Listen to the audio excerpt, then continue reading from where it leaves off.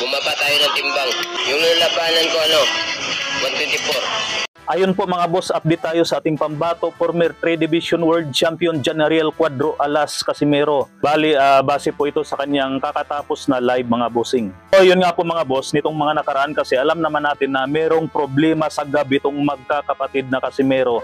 At ngayon nga po mga boss, naayos na raw po nila ang problema na yan. Kaya wala pong problema ang pagbabalik luna ni Cuadro Alas sa darating na December 27. Okay na po mga boss, naayos na nila yung gab. Bali, sa ngayon, ang inaabangan natin kung sino ang susunod na makakasalpukan ni Cuadro Alas Casimero sa darating na December 27. Hindi pa kasi nila pinapangalanan. Bali kasi ang Kameda Promotion po ang mag-a-announce niyan kung sino ang kanyang itatapat kay Cuadro Alas.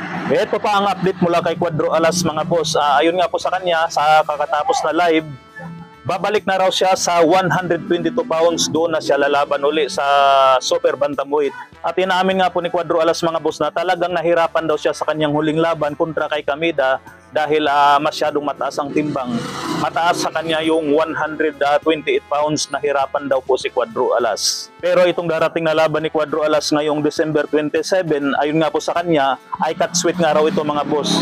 124 pounds lalaban si Cuadro Alas. So sa gitna po yan ng 122 at saka 126 pounds. Pagkatapos daw po niyan mga boss, saka pa lang siya babalik sa 122 pounds. Kaso maraming nanghihinaya nga po mga boss dahil umalis si Casimero sa 122 pounds tapos babalik uli.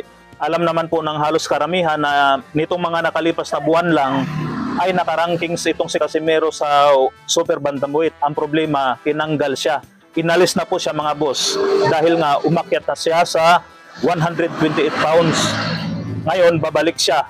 Magpapanibagong rankings na naman itong si Cuadro Alas. Pero sa tingin ko naman mga boss, kayang-kaya na yan gagawa ng paraan ni kanyang promoter na si Kameda. May mga update na kayo Ba talaga ba pag Cuadro Alas, walang tinatago. Gano'n lang ako. Kain ng konti, tapos yun, magsasalad ako ngayon. Hindi lang kain. Hirap mag-maintain ng timbang. Hindi 124 lalabanan ko, yung lalabanan ko 122. Super bantam pa rin.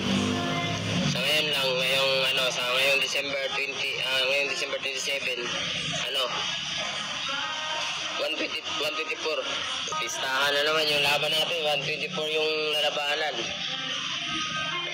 Hindi kasi bumaba tayo kasi sobrang bagal, yung sobrang malaki.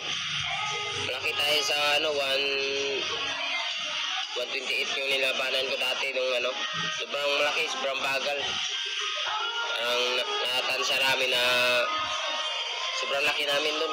Kaya 124 lang. Sobrang laki ko dun.